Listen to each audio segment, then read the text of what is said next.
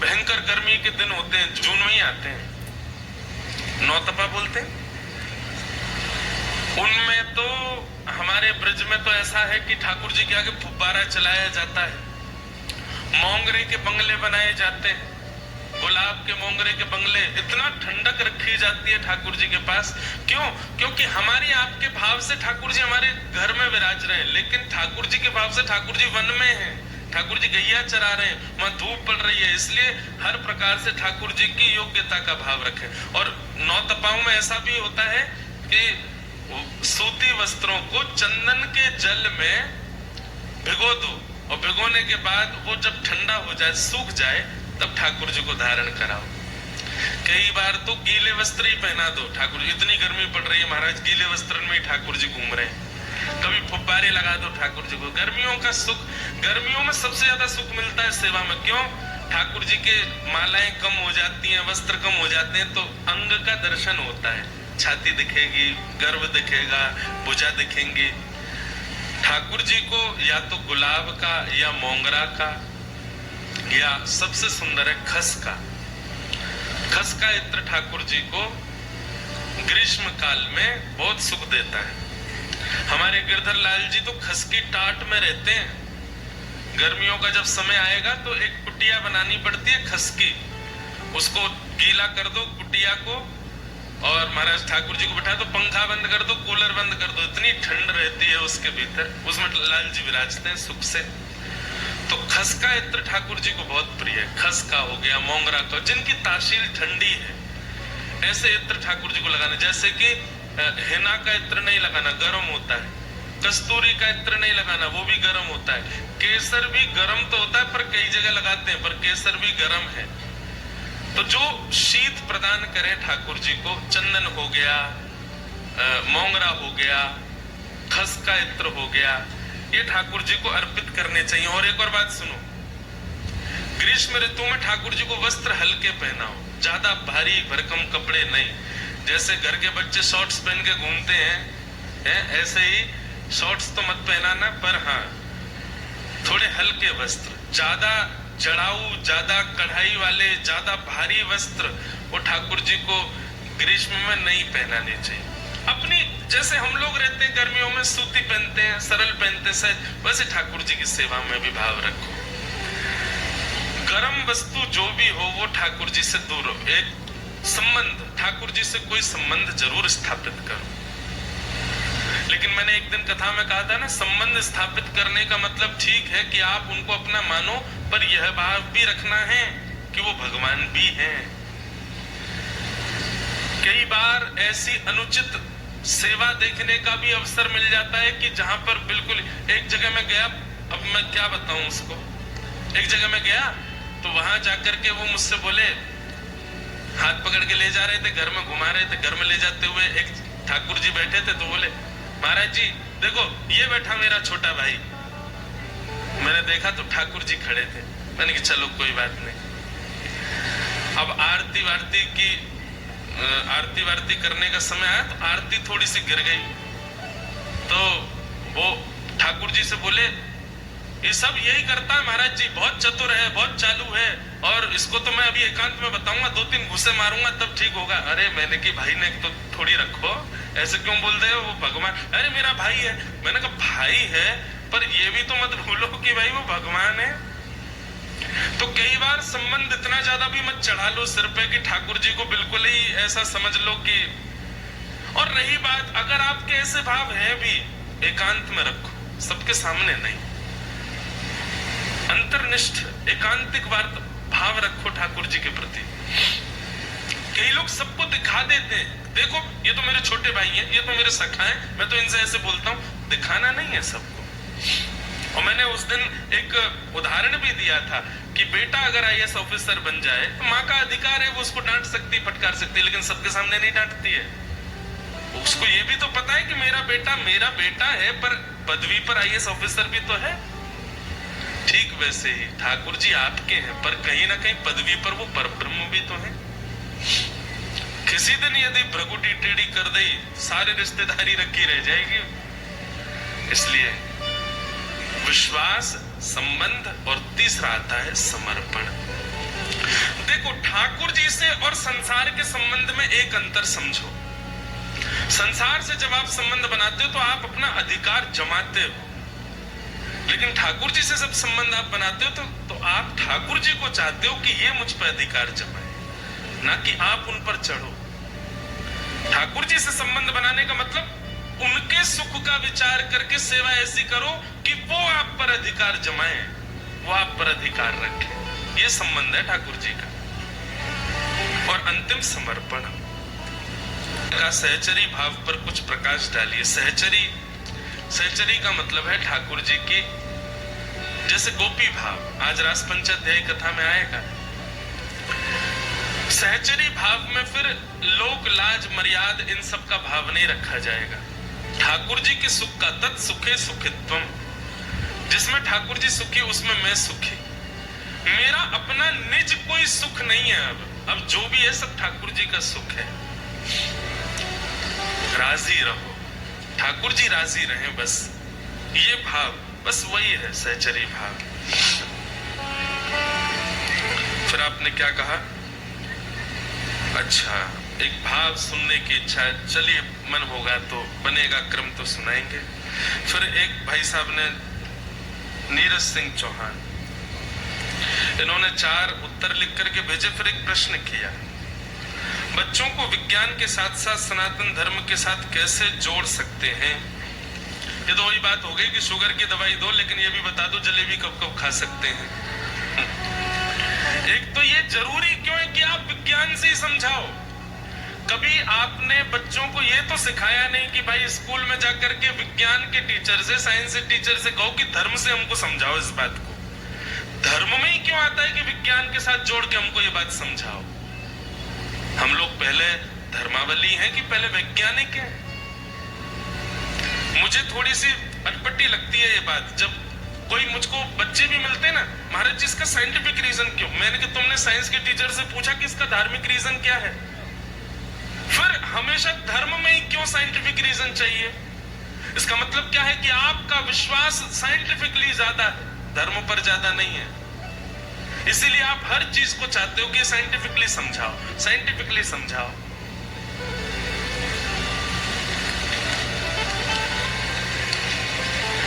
लेकिन फिर भी समझने का मन है तो हमारा जो वैदिक सनातन धर्म है पूर्ण विज्ञान है, वैज्ञानिक है, एक एक वस्तु। अब आप प्रश्न करो तो हम बताएं, माथे पर तिलक क्यों लगाते हैं, चोटी क्यों रखते हैं, धोती क्यों पहनते हैं? हमारे यहाँ तो भाई साहब हिंदू वैदिक सनातन धर्म में सुबह नाश्ता में क्या खाना चाहिए वो भी साइंटिफिक है, मध्याह्न भोजन में क्या पाना चाहिए वो भी साइंटिफिक है, रात्रि को सोते समय क्या लेना चाहिए वो भी साइंटिफिक है। एवरीथिंग साइंटिफिक है। पर इसको आप ये मत सोचिए कि आधुनिक विज्ञान से आपको समझाया जाए तो ही आप मानोगे, मत मानो, कोई गरज थोड़ी है। बहुत ध्यान से सुनिएगा। रास पंचाध्यायी का प्रारंभ शब्द, पहला शब्द क्या है? भगवान। भगवान की परिभाषा क्या है बताओ? इतनी कथाएं आपने सुनी हैं, बटेश्वर भागवत सेवा संस्थान हर साल यहाँ कथा कराता है, इतने बड़े बड़े संत यहाँ आते हैं।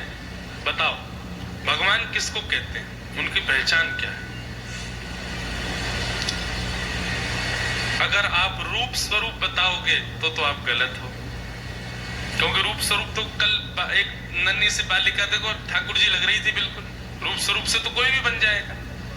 ठाकुर जी के 6 लक्षण जिसमें हो उसको भगवान कहते हैं। 6 लक्षण कौन कौन से? उत्पत्ति प्रलयम चैव भूतानां गति गति वेद्यं विद्याम अविद्याम च सवाच्यो भगवान इति। सबसे पहला, जिसको ये पता है कि पृथ्वी कब बनी है और जिसको ये पता है कि पूरे ब्रह्मांड का नाश किस दिन होगा, ये 2 जानकारियां जिसके पास हैं वो भगवान है। संसार में कोई नहीं बता पाएगा कि इस पृथ्वी का सृजन कब हुआ और इस पृथ्वी का अंत। साइंटिफिक रीजंस पर विश्वास करने वाले लोगों 2012 में पृथ्वी खत्म होने वाली थी, अभी क्या आ गया 24। 2012 में हम स्कूल में पढ़ते थे तो हम तो यूं सोचते थे, हे भगवान फाइनल एग्जाम से पहले खत्म हो जाए पृथ्वी, हमको जाना नहीं पड़े। लेकिन कुछ हुआ ही नहीं, देने पड़े पेपर। अभी फिर दोबारा से ऐसा भी चल रहा है कि 2024 में भविष्य मल्लिका में लिखा है आदि आदि सब जगह ऐसा वर्णन है, ऐसा होगा ऐसा होगा। देखो, आप इसको इस रूप में मत लिया कीजिए कि पृथ्वी फट जाएगी, सब डूब जाएंगे, सब खत्म हो जाएंगे। नहीं, पृथ्वी का नाश ऐसे नहीं होगा, अगरबत्ती की तरह होगा, धीरे धीरे धीरे धीरे धीरे धीरे। वो वैसे हो ही रहा है, हर दिन हो रहा है। ग्लोबल वार्मिंग देख लो, अब सर्दियां खत्म होने लग गई हैं, वर्षा देखो कभी भी हो जाती है। वातावरण में ये जो परिवर्तन आ रहा है, ये सब इस बात का प्रतीक है कि अब हमारी पृथ्वी नाश की ओर जा रही है। एक साथ नाश नहीं होगा पृथ्वी का, धीरे धीरे होगा। और सबसे बड़ी बात बताएं, ये प्राकृतिक नाश होना, ये तो फिर भी समय लगाएगा। आज की डेट में मानव का मानसिक नाश जो हो रहा है ना, ये नाश है, ये सर्वनाश है। जो हमारी मानसिकताएं संकीर्ण होती जा रही हैं, जो मानसिकताओं से हम लोग अपने आप को नष्ट करते जा रहे हैं, ये नाश है पृथ्वी का।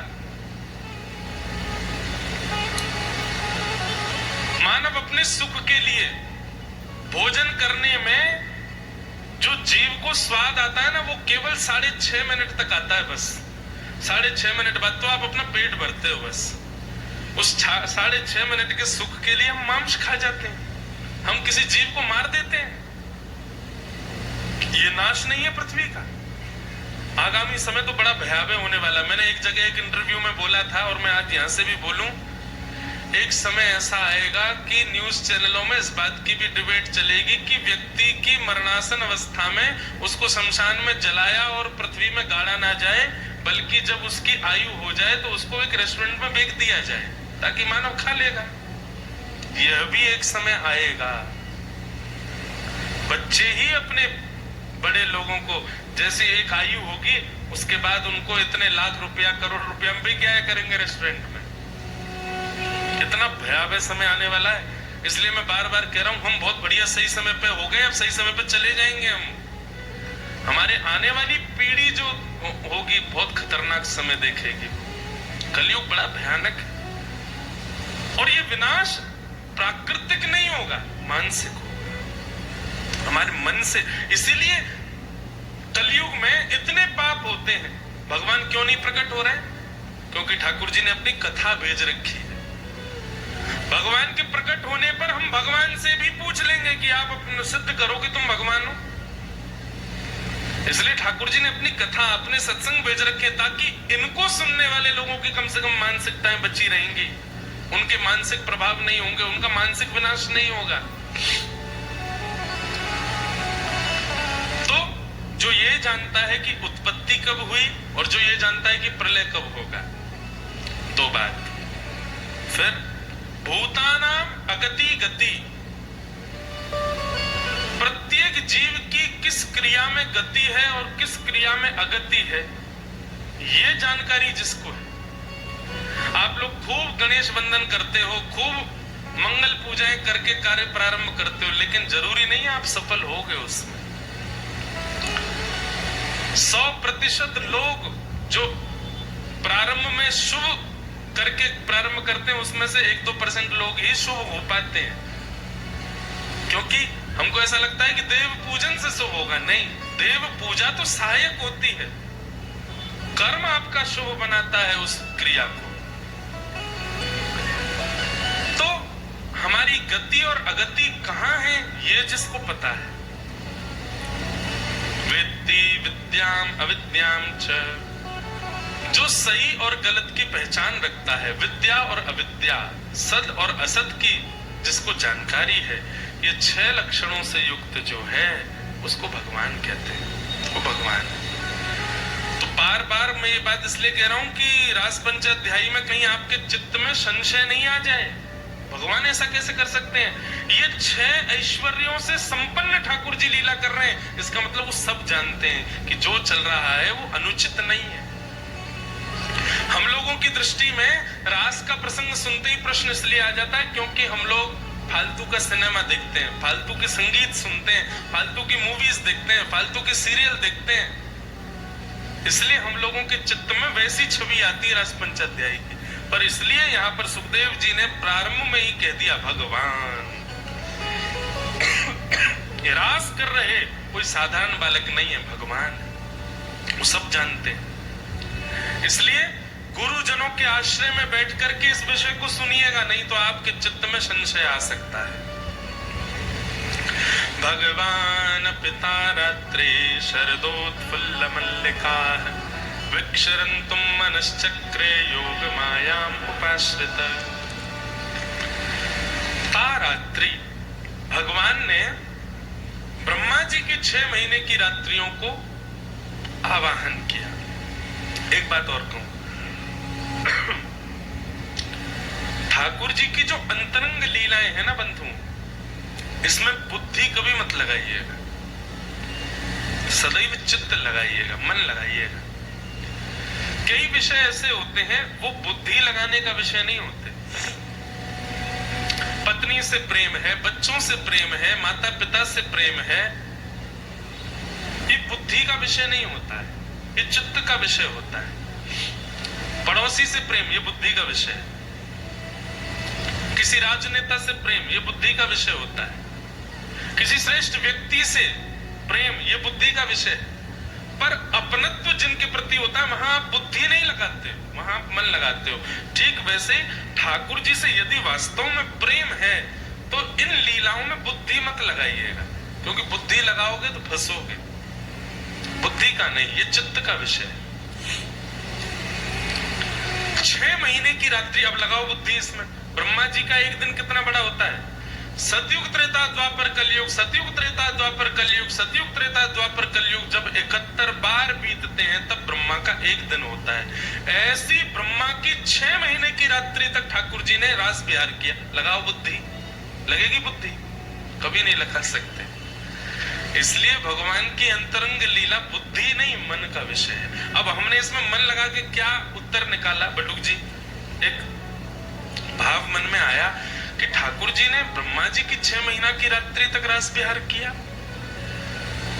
इसका मतलब नंद बाबा, मतलब कलयुग, सतयुग त्रेता द्वापर कलयुग कितनी बार बीत गए होंगे, कितनी बार चतुर्युगी, कितने मनवंतर बीत गए होंगे, तब जाकर के ठाकुर जी का रास पूरा हुआ होगा।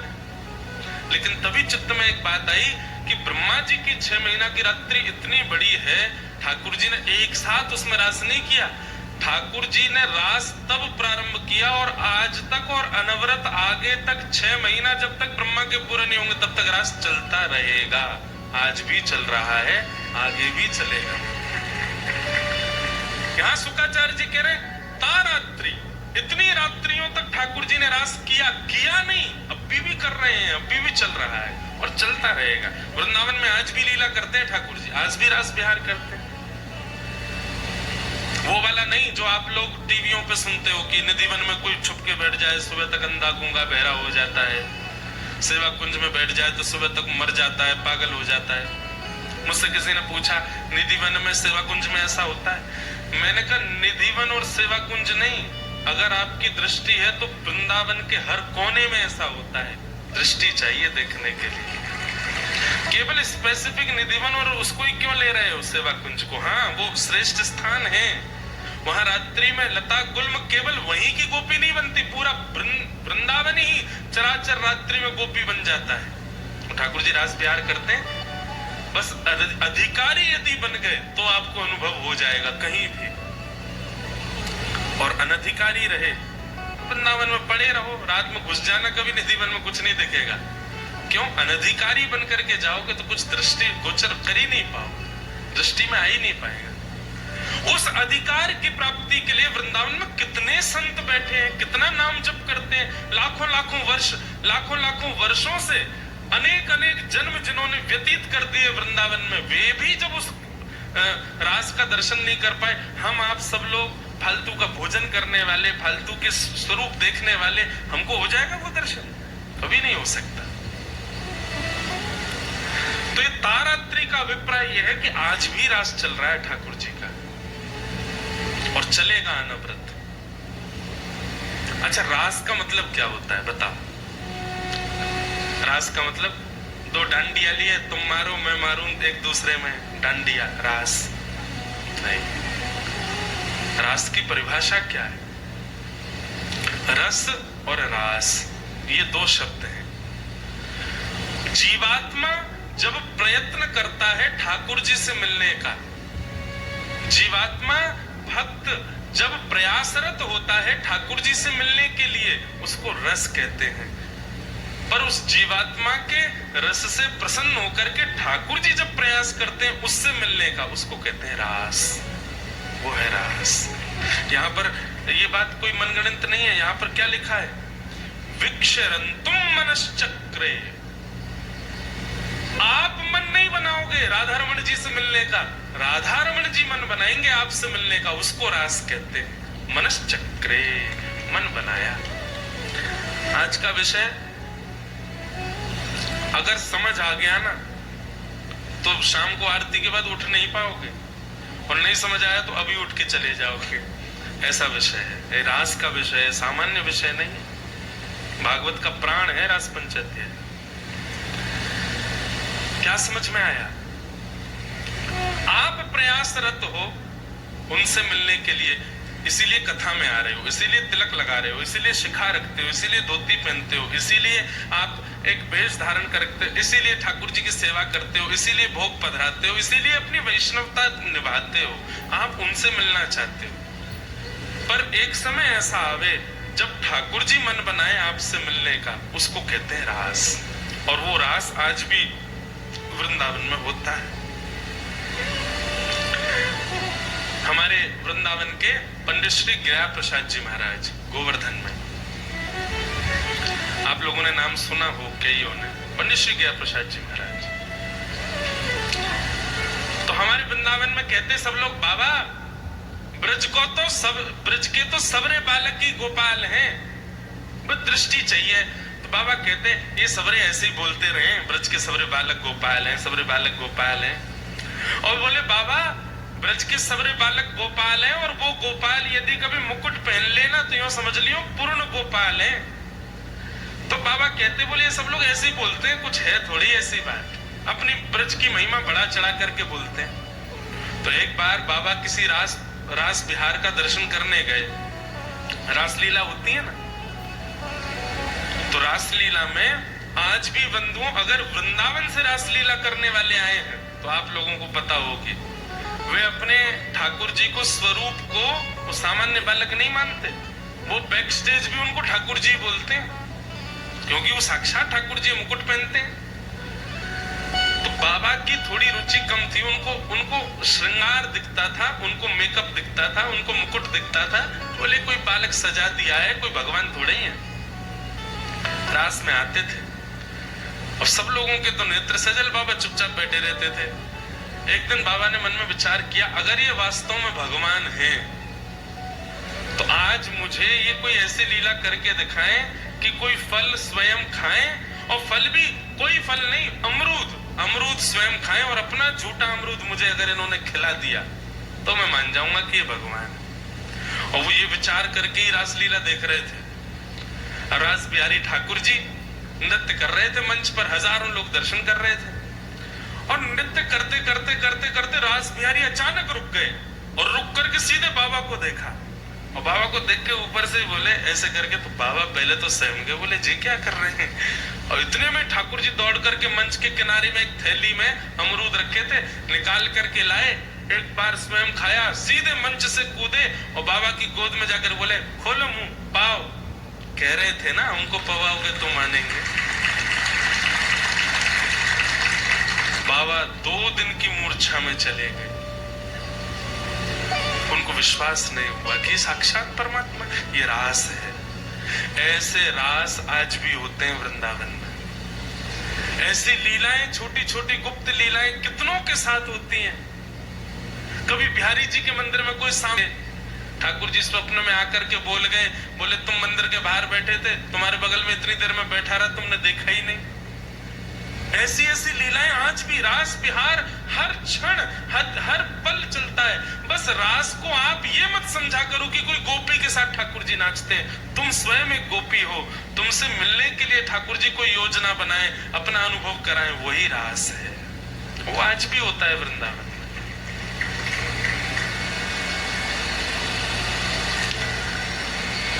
मनश्चक्रे योग मायाम उपाश्रित, योग माया का आश्रय लेकर के भगवान ने ब्रज में रास किया। योग माया आश्रित मतलब असंख्य गोपियां ठाकुर जी के साथ रास विहार कर रही थी। उन समस्त गोपियों ने घर छोड़ छोड़ करके सब गई हैं ठाकुर जी के पास।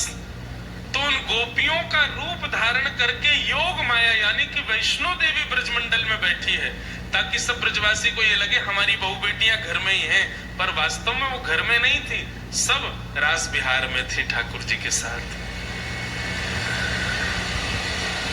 शरद पूर्णिमा का चंद्रमा जैसे उदित हुआ, चंद्रमा को देखते ही सब गोपियां अपने अपने कार्य को कर रही थी, पर चंद्रमा को देखते ही सबके मन में आया ये तो वही शरद का चंद्रमा है जिस पर ठाकुर जी ने हमको आमंत्रित किया था रास बिहार के लिए। परंतु फिर भी अपने कार्यों में लगी है, क्यों प्रतीक्षा कर रही है कि एक बार और कृष्ण कह दे कि मैं तुम्हारी प्रतीक्षा कर रहा हूं तो हम जाएंगे। सब गोपियां अलग अलग कार्य कर रही थी। इतने में ही ठाकुर जी ने वन में जाकर के जगौ कलम्बाम दृशाम मनोहरम, अपनी वेणु को अधर पर धारण करके जैसे ही ठाकुर जी ने प्राण पिरोए, बाज उठी वंशी वृंदावन में। कृष्ण प्रेम में उन्मुक्त गोपियों के कानों में जब वो ध्वनि जाती वंशी की, उनको स्वर नहीं सुनाई देता, उनको शब्द सुनाई देता, और शब्द मानो कानों में जाकर के कहता चल रही गोपी जल्दी चल, ठाकुर जी तेरी प्रतीक्षा कर रहे हैं। बंधुओं, कई लोग कथा में आते हैं, उनको कईयों को तो ये लगता है कि एक व्यास जी ने कथा करवाई, एक व्यास जी ने कथा करी, इनने चार बात अपनी जो इनको आती थी इन्होंने कह दी, हमने सुन ली, चलो। पर कई लोग कथा में बैठते हैं, उनके नेत्र बंद हो जाते हैं, उनको ये नहीं लगता कि व्यास कौन है, इसका नाम क्या है, इसका रूप कैसा है, करा कौन रहे हैं, कर कौन रहा है। वो तो बस ये सोच करके सुनते हैं कि मैं एक गोपी हूं और ठाकुर जी भक्ति के पथ पर स्वयं से मिलाने के लिए एक मार्ग मुझको अपनी व्यासपीठ से बता रहे हैं। कई लोग इस प्रकार से कथा सुनते हैं, आके बोलते हैं, बताते हैं, बोले महाराज जी हमको तो ऐसा लगता है आप हमको ही सुना रहे हो कथा। कई बार आप प्रश्न सोचते हो, अपने आप व्यासपीठ से उत्तर आ जाता है बिना पूछे। इसका मतलब क्या है? ये रास बिहार ही है। इन्हीं छोटे छोटे अनुभवों को रास कहते हैं। गोपियों को वेणु की ध्वनि नहीं शब्द सुनाई दे रहा है कि कृष्ण पुकार रहे, चल गोपी जल्दी आ, मैं तेरी प्रतीक्षा कर रहा हूं। और गोपियां जहां जिस कार्य में थी वहीं उस कार्य को छोड़ करके दौड़ी है ठाकुर जी से मिलने के लिए। द्विहन्त्यो कश्चित् दोहं हित्वा समुत्सुका पयोधिश्रित्य संज्ञावम् अनुत्थास्या पराययो।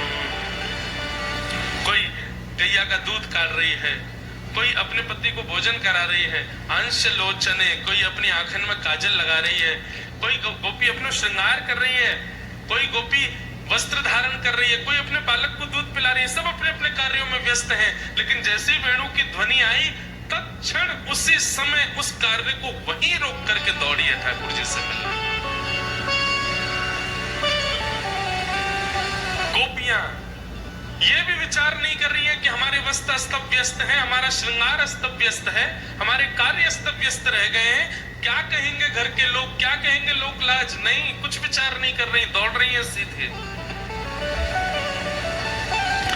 सुखदेव जी के मन में प्रश्न आ गया, परीक्षित जी के मन में एक संशय आ गया, और परीक्षित जी महाराज कहने लगे भगवान ये गोपियां भगवान को काम भाव से भजने जा रही हैं, मिलने जा रही हैं, ये दोषी नहीं है गोपियां। सुखदेव जी महाराज को एक क्षण के लिए क्रोध आ गया, और सुखदेव जी महाराज बोले, परीक्षित, कंस भगवान को गालियां देता है और भगवान के हाथों मर के मुक्ति प्राप्त कर लेता, उसमें तुमको कोई संशय नहीं लगता।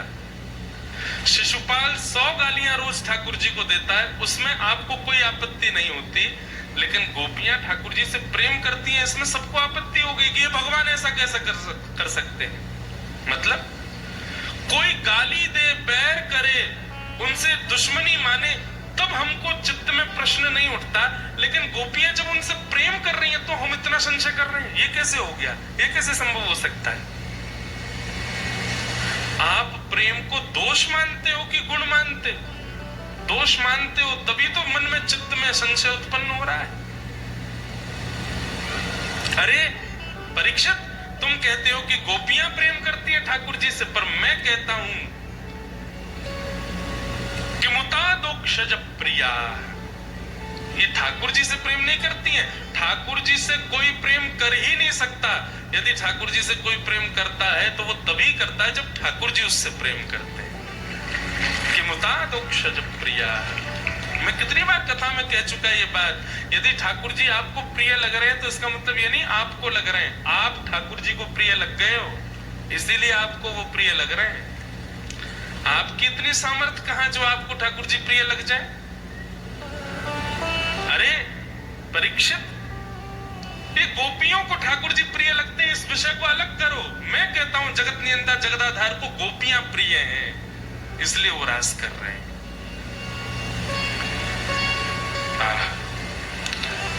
परीक्षित जी शांत हो गए, संशय दूर हो गया। भगवान क्षमा करें, आगे सुनाए ना। तब सुखदेव जी कहते हैं, असंख्य गोपियां ठाकुर जी के सामने आकर के खड़ी हो गईं।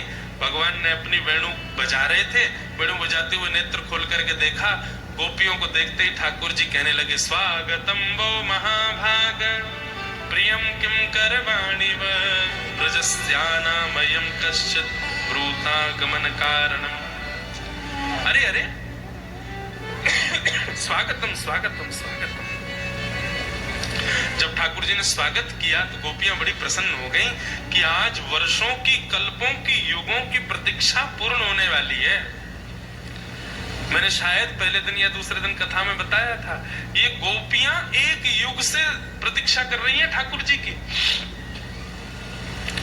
राम जी जब आए थे तब यही गोपियां दंडकारण्य बन के संत थे, वही संत गोपी बन के आई और इनको सबको पता है कि हम पूर्व जन्म के संत हैं। अब जाकर के हमको ठाकुर जी मिलने वाले हैं। स्वागतम शब्द सुनकर के ही गोपियों का मन रूपी मयूर नृत्य करने लगा।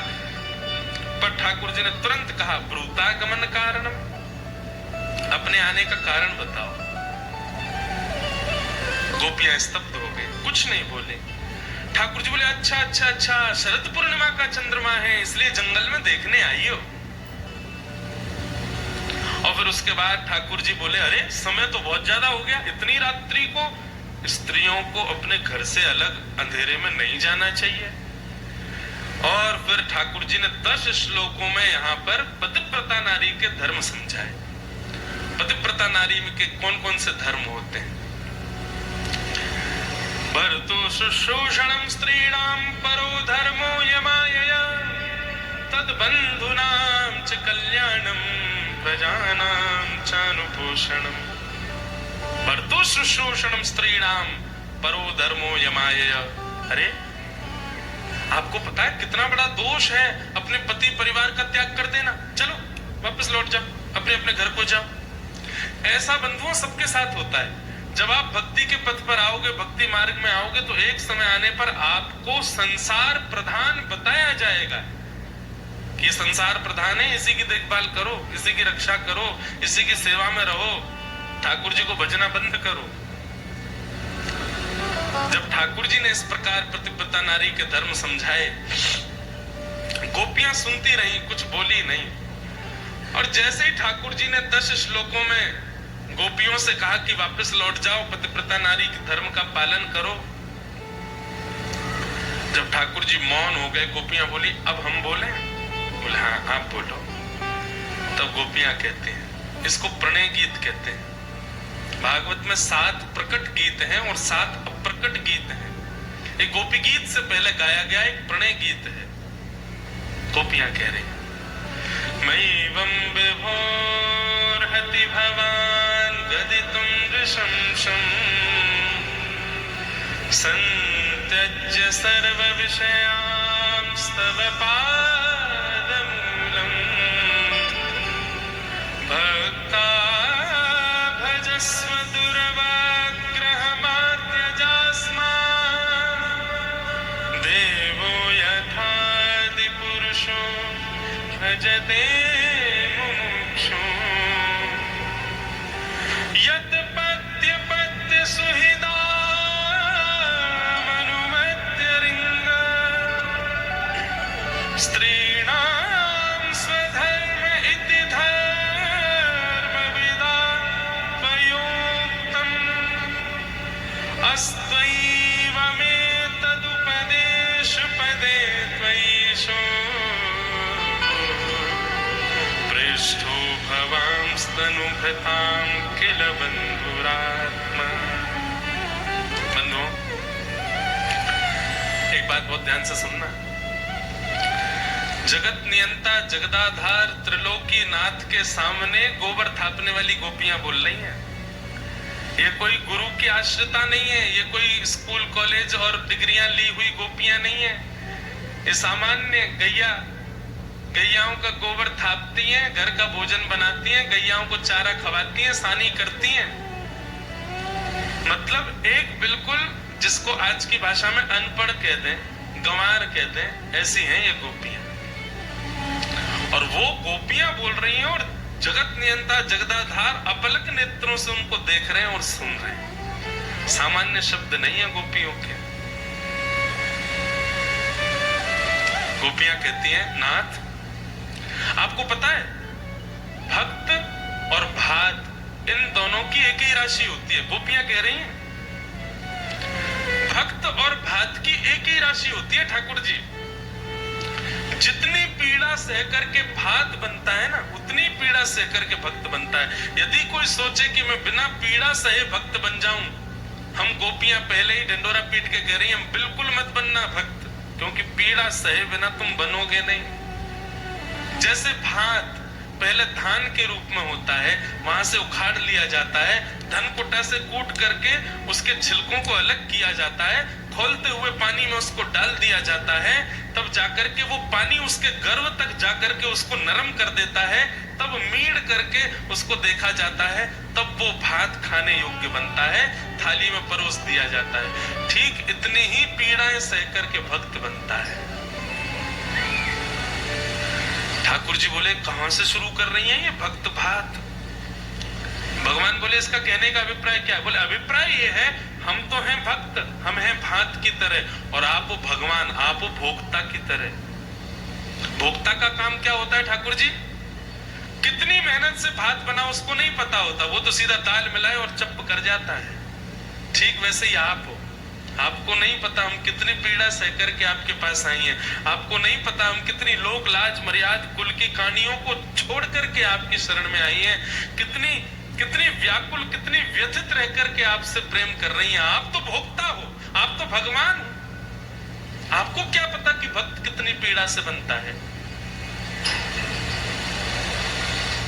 प्रणय गीत, गोपी गीत पर तो सब प्रवचन करते हैं, कभी प्रणय गीत पर प्रवचन हो, इतना सुंदर है। गोपियां कहती हैं आपका अभी प्रवचन सुन रही थी हम, सब लोग ध्यान से इधर देखो, कथा सुनो। गोपियां कहती हैं यत पत्य पत्य सुहृदाम अनुवृत्ति रंग। आहा, सुखदेव जी की वाणी गदगद हो जाती है जब वो गोपियों का विषय कहते हैं। ऐसी संस्कृत पूरी भागवत में नहीं है जहां पर गोपियां बोलती हैं उस संस्कृत के शब्दों को सुनो। यत पत्य पत्य सुहृदा निनुवृत्ति रंग, हमको भी बोलने में एक जोर लगाना पड़े, गोपियां सहज बोल रही हैं। स्त्रीणाम स्वधर्म इति धर्म विदाम त्वयोक्तम। हे ठाकुर जी, अभी आप स्त्री धर्म के ऊपर बड़ा प्रवचन कर रहे थे और आपकी लच्छेदार वाणी सुनकर के हम बड़ी प्रसन्न हो रहे थे, पर प्रवचन उसको सुनाया जाता है जो जानकार नहीं हो। क्या आप हमको अबोध समझते हो? क्या आप हमको ये समझते हो कि हमको स्त्री धर्म नहीं पता? अरे कहीं आपने हमको व्यभिचारिणी तो नहीं समझ लिया कि अपने पतियों को छोड़ के परपुरुष के पास आ गई हैं? राम राम राम, ऐसी दृष्टि से हमको मत देखिएगा ठाकुर जी।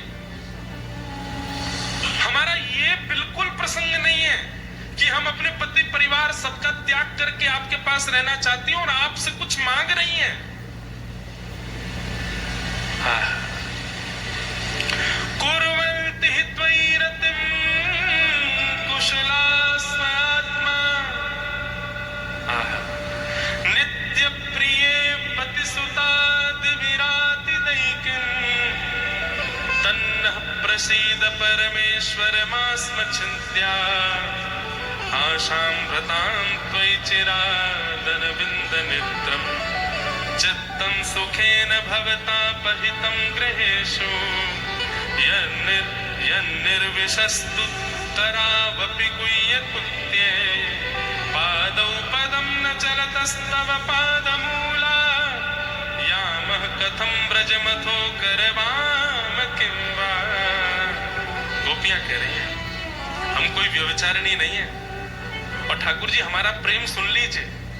आप हमको कभी मत मिलना, आप हमको कभी मत दिखना, आप हमारा स्पर्श कभी मत करना, आप हमसे कभी बात मत करना, पर हम आपकी हैं और आप हमारे हो, बस इतना हमको बता देना, यही प्रेम है हमारा। आप चले जाओ, कभी मत दिखो इन आंखों को, कभी मत सुनाई देना इन कानों को, कभी मत मिलना इस हृदय को, कभी मत स्पर्श करना इस त्वचा का। हमारी ये अभिलाषा बिल्कुल भी नहीं है नाथ, पर हम आपकी हैं ये विश्वास हमारे चित्त में बना रहे, बस हम ये चाहती हैं। हम एक बार आपसे सुनना चाहती हैं कि आप हमको अपना मानते हो। बंधुओं, ये गोपियों का प्रेम। और सत्य बताऊं, अपनी भी अभिलाषा यही होनी चाहिए। ठाकुर जी हमारी भक्ति से, हमारे भाव से, हमारे सेवा से आप हमेशा के लिए मत मिलो हमें, बस एक बार, या तो कभी स्वप्न में, या कभी अनुभव में, या किसी के द्वारा हमको बस ये बता दो कि जितना प्रेम हम आपसे करते हैं उतना आप भी हमसे करते हैं। बस ये जानकारी हमको हो गई ना, उसके बाद आप बिल्कुल मत मिलना हमको कोई इच्छा नहीं कि आप आओ। हम इसी के सारे जी लेंगे कि हाँ वो हमसे प्रेम करते हैं। ऐसा प्रेम गोपियों का। गोपियां कहती है लेकिन फिर भी अगर आपको गलत लगती हैं हम, तो चित्तम सुखेन भवता पहितम गृहेषु, हमारा चित्त आपके पास है, हमारा मन आपके पास है, उसको वापस कर दो हमें, हम चली जाएंगे। बिना मन के कैसे रहेंगे हम वहां? ठाकुर जी के चरणों में प्रार्थना करने लगे। भगवान के नेत्र सजल हो गए गोपियों का भाव सुन करके। ठाकुर जी ने तुरंत अपने स्थान से खड़े हो गए, अपनो काली कमरी वाली, बोले अरे मैं तो परीक्षा ले रहा हूं तुम्हारी, अरे तुम कहा मैं हूं तुमसे मिलने के काजे आते हूं, चलो रास बिहार करेंगे। और रास बिहार ठाकुर जी ने जैसे ही प्रारंभ किया, इतने में कामदेव आ गया। कामदेव जैसे ही आया, भगवान बोले हे भाई तुम क्यों आ रहे हो यहाँ पे? बोले सुंदर स्त्री पुरुष मिलते हैं तो मैं तो आता हूँ। भगवान बोले स्त्री पुरुष दिख रहे हैं तुझे? मैं परमात्मा हूं, ये जीवात्मा है। कामदेव बोले अब जो दिख रहे हैं मैं तो वही बता रहा हूं। कामदेव को भगवान बोले आके दिखा दो। जैसे ही रास की भूमि में कामदेव ने प्रवेश किया, भगवान ने अपने रूप को इतना सुंदर बनाया कि ठाकुर जी को रूप को देख करके मूर्छित होकर के कामदेव गिर पड़ा। गोपियों ने भगवान का नामकरण कर दिया मदन मोहन लाल। बोलो मदन मोहन लाल की। जो काम को भी मोहित कर ले अपने ऊपर, ऐसे श्री मदन मोहन जी। मदन मोहन जी ने रास करना प्रारंभ किया। बंधुओं, दो हैं, रास और महारास।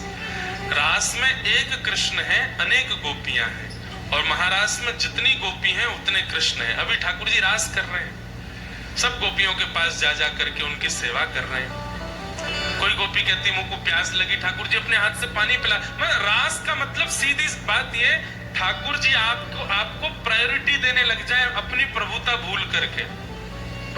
वो ये भूल जाए कि मैं ईश्वर हूं और आपके पूर्ण रूपेण प्रेमी बन जाए। इसको कहते हैं रास। आपने की भूख लगी, ठाकुर जी तुरंत अपने हाथ से बना के लिया, लो पाओ। आपने की प्यास लग रही है, ठाकुर जी अपने हाथ से जल पिला रहे हैं। अरे मुंह को तो बड़े पसीना आ रहे हैं, ठाकुर जी अपनी काली कमली से पहुंच रहे हैं। मुंह पे तो चलो ही ना जा रहा, ठाकुर जी अपने कंधा पे लेके घूम रहे हैं। इतने प्रेमी हो जाए, इसको रास कहते हैं। गोपियों के साथ जब ये रास विहार होने लगा तो वही हो गया जो नहीं होना चाहिए था। गोपियों के चित्त में मान आ गया, अभिमान आ गया। मैंने एक दिन कथा में कहा था, ठाकुर जी मूर्ति बन के क्यों खड़े रहते हैं? पहले बोलते थे, आज क्यों नहीं बोलते? क्योंकि ठाकुर जी को चिंता है कहीं हमको अभिमान ना हो जाए। क्योंकि हम लोग तो ऐसे हैं, जरा सी ठाकुर जी लीला कर दे, हम 2 मिनट में प्रचार कर देते हैं उसका, ठाकुर जी ने ऐसा किया। कई लोग अपने ठाकुर जी को चम्मच से दूध पिलाते हैं, वीडियो बना लेते हैं और पूरी जगह हमारे ठाकुर जी ने दूध पिया, हमारे ठाकुर जी ने दूध पिया। अरे इसका प्रकाश क्यों कर रहे हैं? इसका प्रदर्शन मत करो। मैं कथाओं में एक दिन ये भी कह रहा था, मैं भी अपने ठाकुर जी की कई अंतरंग लीलाएं मंच पर बोल देता हूं, उसका फिर मुझे सहना पड़ता है। 6 महीना तक कोई लीला नहीं करते फिर ठाकुर जी, प्रात भाम जोड़ने पड़ते हैं, क्षमा मांगनी पड़ती है। क्यों? प्रेम जितना बताओगे उतना घटेगा। इसलिए आपके साथ होने वाली ठाकुर जी की लीलाएं रास हैं, उस पर 2 चीजों का ध्यान रखना। एक तो कभी उसका अभिमान मत करना कि देखो मेरी सेवा से प्रसन्न होकर ठाकुर जी ऐसा करते हैं, और दूसरा कभी भी उसका प्रकाश मत करना, नहीं तो वो लीला समाप्त हो जाएगी। गोपियों को मान हो गया, ठाकुर जी हमारे साथ लीला कर रहे हैं, हमारे रूप पर ठाकुर जी मोहित होकर लीला कर रहे हैं।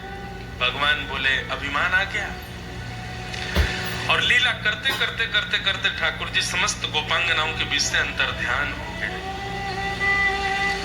गोपियां ढूंढने लगे, हे श्याम सुंदर, हे मदन मोहन, हे रमण, हे प्रेष्ठ, तुम कहां हो? हमें छोड़ के कहां चले गए? आधी रात विहंगम वन वृंदावन का, और गोपियां यत्र तत्र खोज रही हैं श्याम सुंदर को। प्रेम की 10 अवस्थाएं होती हैं बंधुओं। 10वीं अवस्था में यदि प्रेमी पहुंच गया तो उसका शरीर मोम की तरफ पिघल जाता है। हम लोग प्रेम की पहली अवस्था में भी नहीं आए हैं कभी, और आएंगे भी नहीं। हमें इतना है ही नहीं प्रेम।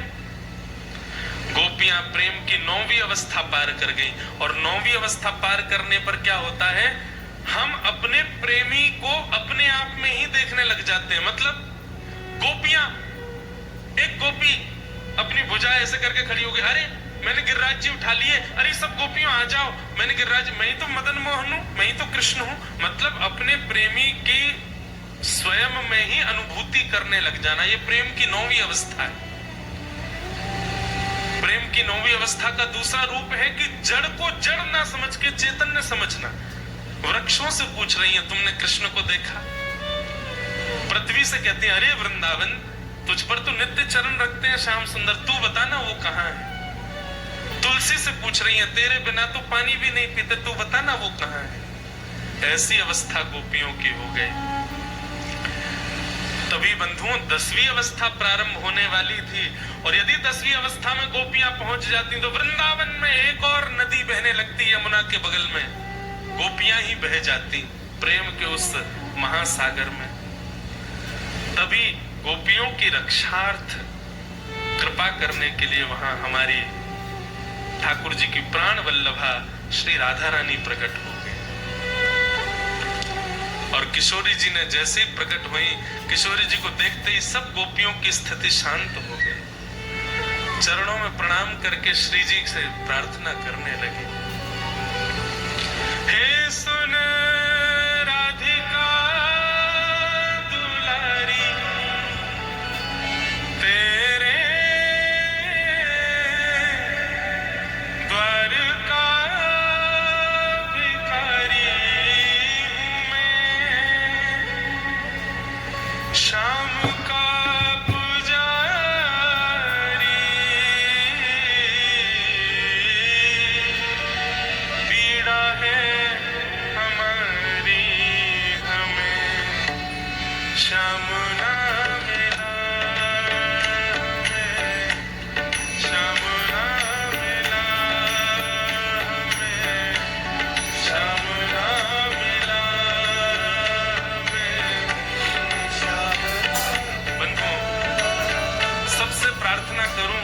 नेत्र बंद कर लो, हमारी वृषभानु नंदिनी का स्मरण करो। और ये शब्द केवल स्वर अच्छा है, भजन अच्छा है इसलिए मत सुनो, गाओ। आर्त भाव होकर के स्वयं को गोपी मान करके कहो श्री जी से, हे श्री जी आप कृपा करो, श्याम सुंदर से कहो ना आए हमारे जीवन में। गाओ। सुन राधिका दुलारी, सुन राधिका दुलारी, तेरे वर का भिखारी, तेरे वर का भिखारी हूँ मैं, श्याम का पुजारी, एक पीड़ा है हमारी, श्याम ना मिला हमें, श्याम ना मिला हमें, श्याम ना मिला हमें, श्याम ना मिला। हम सोचते थे कहाँ कहीं कुंज में होगा, सोचते थे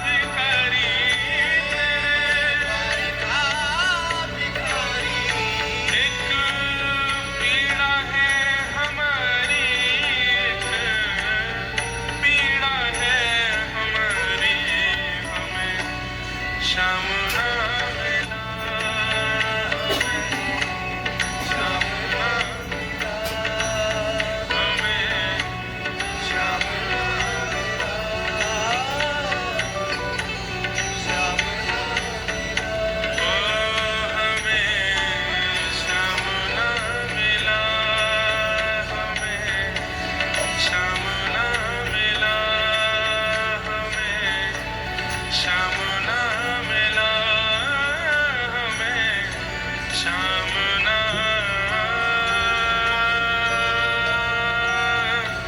मिला।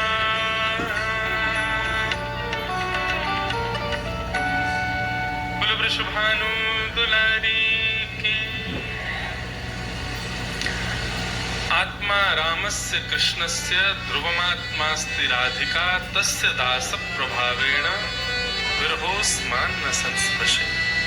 श्रीमद् भागवत में जो दो महात्म हैं उनमें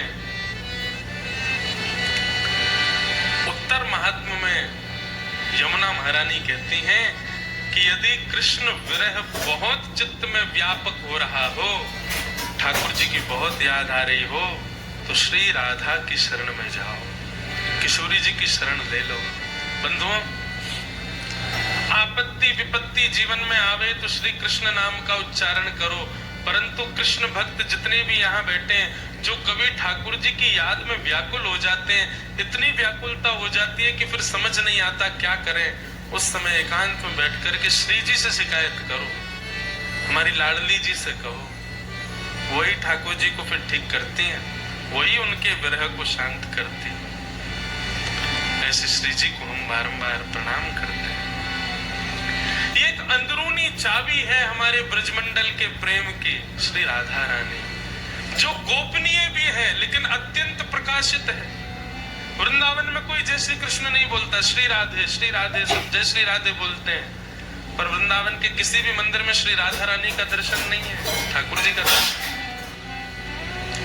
ऐसा सूर्य है जिसका प्रकाश तो सब पर हो रहा है, परंतु जब इस सूर्य को देखने जाओगे तो ये सूर्य दिखेगा नहीं। ऐसा गोपनीय रहस्य है हमारे ब्रज का, श्री राधा। ये गोपी गीत जो गोपियों ने गाया है ना बंधुओं, शब्द गोपियों के हैं, मुख गोपी का है, परंतु ये भाव श्री जी का ही है। ये लाडली जी ने ही प्रकट किया है गोपियों के चित्त में। इसलिए श्रीमद् भागवत में गोपी गीत को भगवान का प्राण कहा गया, क्योंकि ठाकुर जी की प्राणेश्वरी तो केवल श्री राधा रानी, इसलिए गोपी गीत सामान्य नहीं। आओ 2-4 श्लोक हम लोग गोपी गीत के गा लें। जयते तेधिकम्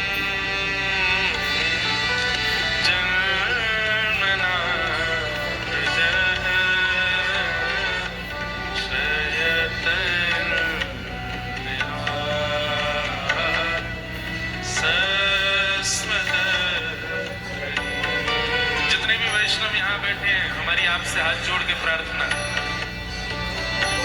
अगली साल यदि वटेश्वर भगवान की कृपा से हम पुनः पधारे, तब तक आप लोग गोपी गीत याद करके रखिएगा। जिनको याद है उनको तो बधाई है, और जिनको याद नहीं है वो याद कर लो। आप कहोगे महाराज जी याद नहीं हो रहा, हमको याद नहीं हो पा रहा, कठिन लग रहा है, तो एक बात मेरी बहुत ध्यान से सुनो। संस्कृत भाषा समझ करके यदि आप गोपी गीत पढ़ोगे कभी याद नहीं होगा। गोपियों की प्रेम पुकार मान करके इसको पढ़ना प्रारंभ करो, याद हो जाएगा। गोपियों की प्रेम आर्तनाद है, ऐसा मान करके पढ़ेंगे आपको गोपी गीत कंठस्थ हो जाएगा। संस्कृत भाषा है कभी याद नहीं होगा। इसलिए और एक बात कहूं, याद ना हो चलेगा, पढ़ के ही गाओ, लेकिन गाओ नित्य अपने ठाकुर जी को सुना।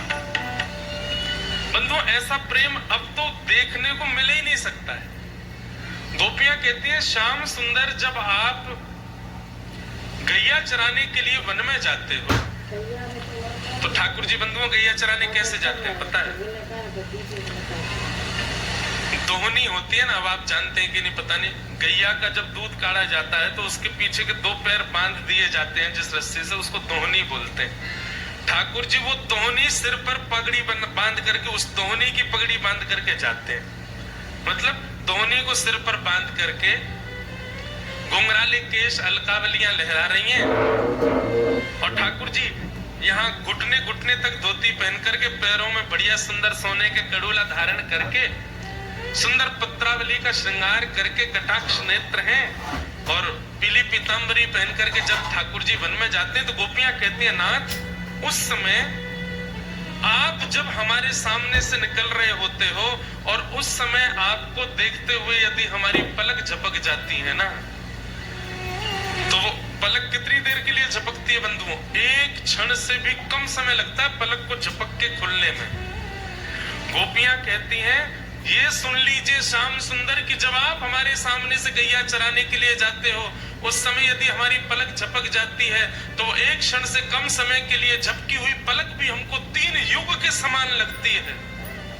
सोचो श्याम सुंदर, वो एक क्षण से कम समय के लिए झपकी हुई पलक जब इतनी व्याकुल करती है, अभी तो तुम हमको छोड़ के चले गए हो, हमारी हालत क्या हो रही होगी? कन्हैया ने हम पे दया कर लो, आ जाओ ना वापस। त्रुटि युगायते त्वाम पश्यताम।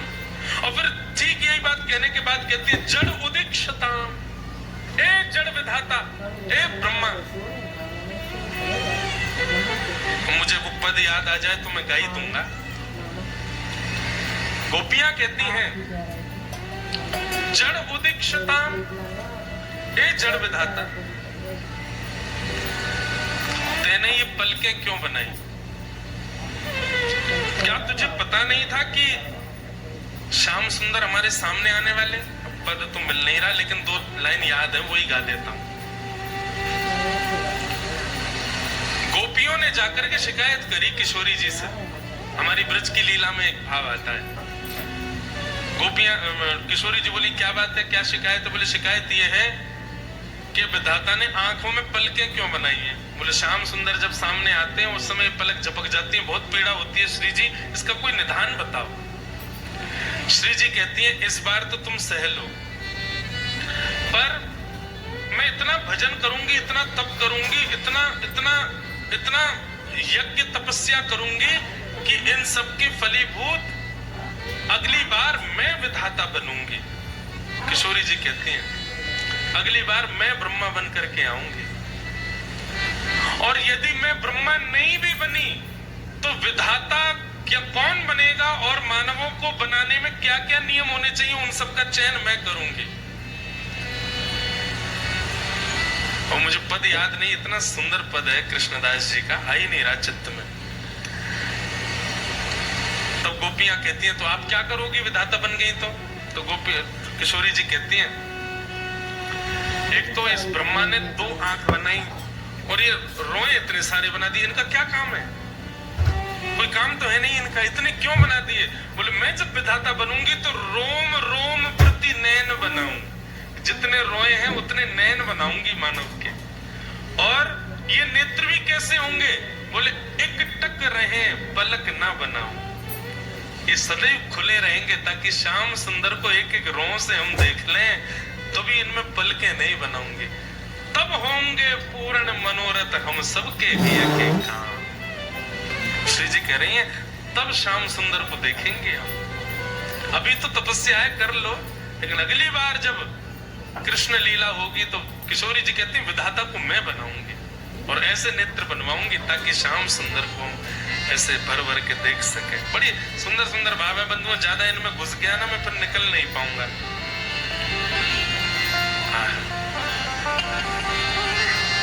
गोपियां ठाकुर जी से कह रही, अंत में गोपियां जैसे ही इति गोप्यः प्रगायन्त्यः प्रलपन्त्यश्च चित्रधार रुरुदुः स्वस्वरं राजन् कृष्ण दर्शन लालसा। गोपियों ने गोपी गीत गाया और गोपी गीत गाने के बाद जैसे ही कृष्ण विरह में नेत्रों से आंसू गिरने लगे, कृष्ण दर्शन की लालसा से गोपियों ने रुदन करना प्रारंभ किया। तभी तासाम आविर्भूत सौरी स्मयमाय मुखाम्बुज पीतांबर दर्श रघुवी साक्षान मनमथ मनमथ। ठाकुर जी सब गोपियों के बीच में प्रकट हो गए। गोपियों से बोले अब चिंता मत करो, अब हम कहीं नहीं जाएंगे। गोपियों ने हाथ पकड़ लिया, बोले अब तुमको जाने भी नहीं देंगी।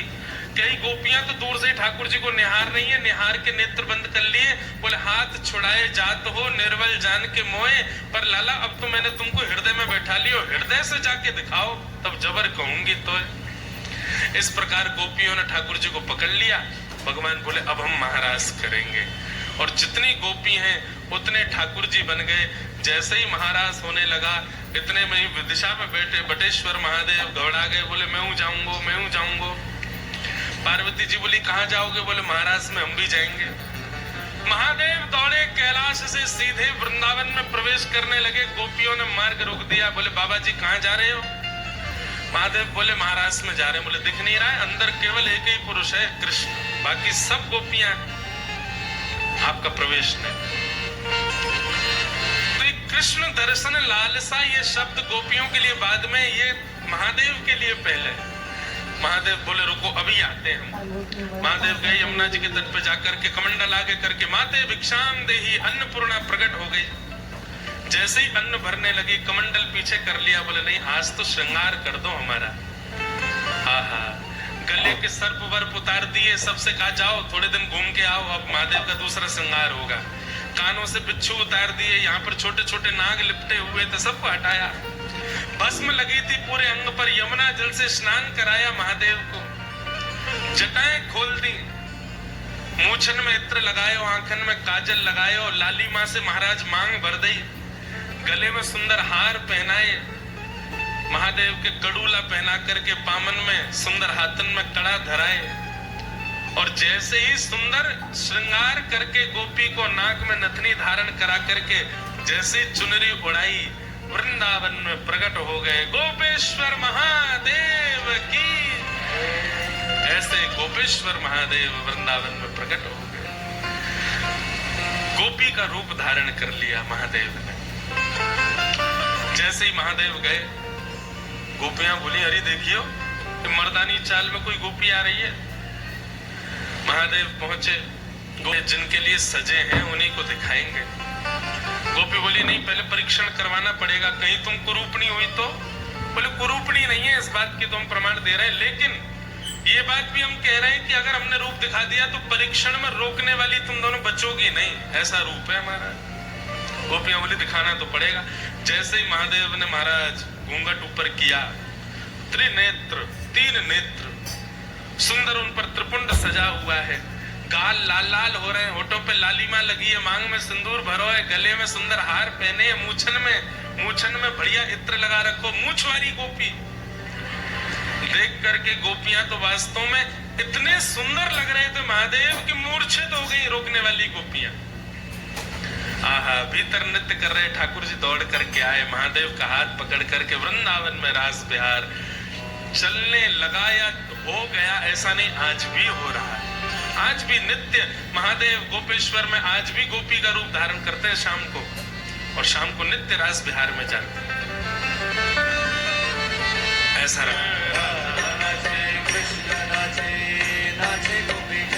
क्योंकि मन मेरा बन गया सखी पावन वृंदावन, मेरा बन गया सखी पावन वृंदावन।